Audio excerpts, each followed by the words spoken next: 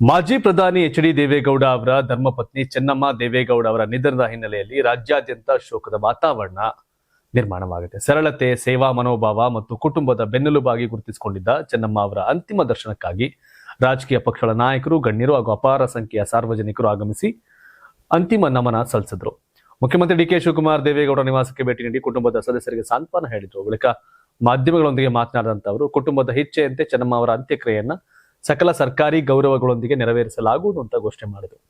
ಇದರಂತೆ ಚೆನ್ನಮ್ಮ ಅವರ ಪಾರ್ಥಿವ ಶರೀರವನ್ನು ಬೆಂಗಳೂರಿನ ಪದ್ಮನಾಭನಗರದಲ್ಲಿರತಕ್ಕಂಥ ದೇವೇಗೌಡರ ನಿವಾಸದಲ್ಲಿ ಸಾರ್ವಜನಿಕ ಅಂತಿಮ ದರ್ಶನಕ್ಕೆ ಇರಿಸಲಾಗಿತ್ತು. ಬಳಿಕ ಅಂತಿಮ ಯಾತ್ರೆ ಮೂಲಕ ಹಾಸನ ಜಿಲ್ಲೆಯ ಹೊಳೆನರಸೀಪುರದಲ್ಲಿರತಕ್ಕಂಥ ಮಾಜಿ ಸಚಿವ ಎಚ್ ಡಿ ದೇವೇಗೌಡರ ಅವರ ನಿವಾಸಕ್ಕೆ ಕೊಂಡೊಯ್ಯಲಾಗ್ತಾ ಇದೆ. ಈಗ ಮಾರ್ಗ ಮಧ್ಯೆ ಹಲವು ಸ್ಥಳಗಳಲ್ಲಿ ಸಾರ್ವಜನಿಕರಿಗೆ ಅಂತಿಮ ದರ್ಶನದ ಅವಕಾಶ ಕಲ್ಪಿಸಲಾಗಿತ್ತು.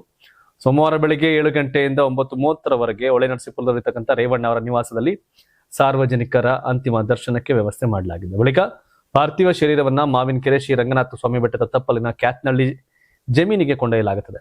ಮಧ್ಯಾಹ್ನ 2 ಗಂಟೆಯಿಂದ ಸಂಜೆ 4:15ರವರೆಗೆ ಧಾರ್ಮಿಕ ವಿಧಿವಿಧಾನಗಳೊಂದಿಗೆ ಸಕಲ ಸರ್ಕಾರಿ ಗೌರವಗಳೊಂದಿಗೆ ಅಂತ್ಯಕ್ರಿಯೆ ನೆರವೇರಲಿದೆ ಅಂತ ಕುಟುಂಬದ ಮೂಲಗಳು ತಿಳಿಸಿವೆ.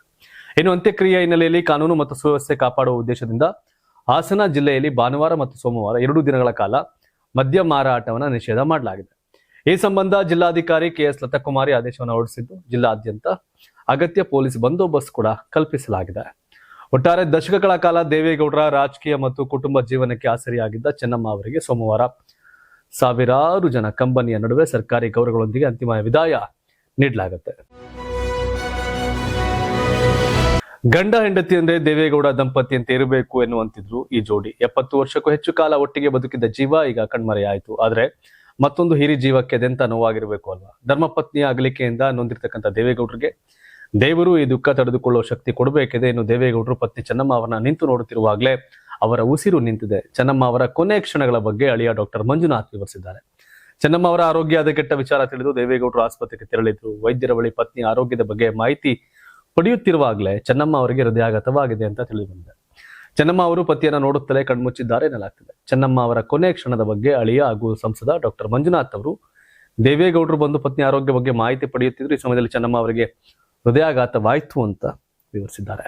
1.5 ವರ್ಷದಿಂದ ಶ್ರೀಮತಿ ಚೆನ್ನಮ್ಮ ದೇವೇಗೌಡ ಅವರಿಗೆ ಉಸಿರಾಟದ ಸಮಸ್ಯೆ ಇತ್ತು. ಹೀಗಾಗಿ ಹಿಂದೆ 6 ತಿಂಗಳ ಹಿಂದೆ ಕೂಡ ನಾವು ಆಸ್ಪತ್ರೆಗೆ ಅಡ್ಮಿಟ್ ಮಾಡಿದ್ವಿ. ಸೊ ಅದರಿಂದ ಅವರಿಗೆ ಉಸಿರಾಟದ ಸಮಸ್ಯೆ ತೀವ್ರಗೊಂಡಿದ್ದರಿಂದ ನಾವು ಮಣಿಪಾಲ್ ಆಸ್ಪತ್ರೆಗೆ ಮೊನ್ನೆ ಅಡ್ಮಿಟ್ ಮಾಡಿದ್ವಿ. ಅಂದರೆ ಇವತ್ತು 4:50ಕ್ಕೆ ಅವರು ವಿಧಿವಶ ಆಗಿರೋದು ನಮಗೆಲ್ಲ ಬಹಳ ನೋವಿನ ಮತ್ತು ದುಃಖದ ಸಂಗತಿಯಾಗಿದೆ. ಯಾಕೆಂದರೆ ಅವರು ಮನೆಯಲ್ಲೇ ಕಳೆದ ಒಂದು ವರ್ಷದಿಂದ ಮನೆಯಲ್ಲೇ ಒಂದು ICU ಮಾಡಿದ್ವಿ.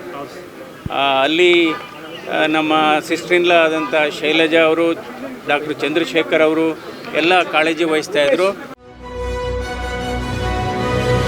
ಗ್ರಾಮೀಣ ತಾಲೂಕುಗಳಲ್ಲಿನ ಕುಡಿಯುವ ನೀರಿನ ಸಮಸ್ಯೆಗಾಗಿ 1 ಕೋಟಿ ರು ಹೆಚ್ಚುವರಿ ಅನುದಾನವನ್ನ ಮುಖ್ಯಮಂತ್ರಿ ಡಿ ಕೆ ಶಿವಕುಮಾರ್ ಭಾನುವಾರ ಘೋಷಿಸಿದ್ದಾರೆ.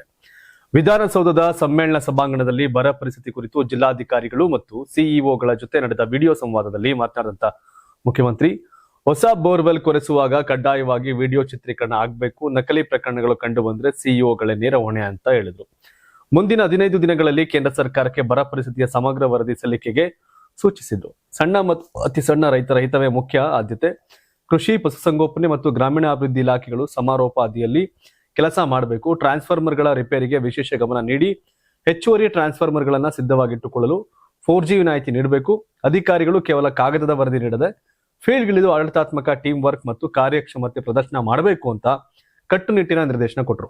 ಜುಲೈ 18ರವರೆಗೆ ರಾಜ್ಯದಲ್ಲಿ ಮುಂಗಾರು ಮಳೆ ವಾಡಿಕೆಗಿಂತ ಒಟ್ಟಾರೆ 39% ಕೊರತೆಯಾಗಿದ್ದು 170ಕ್ಕೂ ಹೆಚ್ಚು ತಾಲೂಕುಗಳಲ್ಲಿ ಮಳೆ ಅಭಾವವಿದೆ. ವಿಜಯನಗರ ಜಿಲ್ಲೆಯಲ್ಲಿ ಅತ್ಯಧಿಕ 67% ಕೊರತೆಯಾಗಿದೆ. ಉಳಿದಂತೆ ಮಲೆನಾಡಿನಲ್ಲಿ 43%, ಕರಾವಳಿ ಭಾಗದಲ್ಲಿ 35%, ಉತ್ತರ ಒಳನಾಡಿನಲ್ಲಿ 33% ಹಾಗೂ ದಕ್ಷಿಣ ಒಳನಾಡಿನಲ್ಲಿ 31% ಮಳೆ ಕೊರತೆಯಾಗಿದೆ ಎಂದು.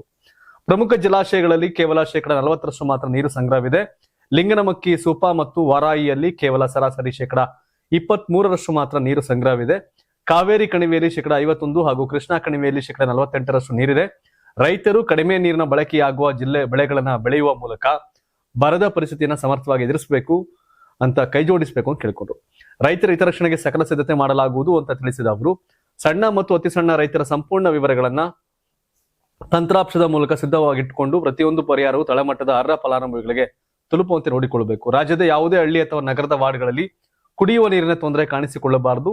ಸ್ಥಳೀಯ ನೀರಿನ ಮೂಲಗಳಿಲ್ಲದಿದ್ದರೆ ಖಾಸಗಿ ಬೋರ್ವೆಲ್ಗಳನ್ನ ಬಾಡಿಗೆಗೆ ಪಡೆದು ಅಥವಾ ಟ್ಯಾಂಕರ್ಗಳ ಮೂಲಕ ತಕ್ಷಣವೇ ನೀರು ಸರಬರಾಜು ಮಾಡಲು ಕ್ರಮ ಕೈಗೊಳ್ಳಬೇಕು.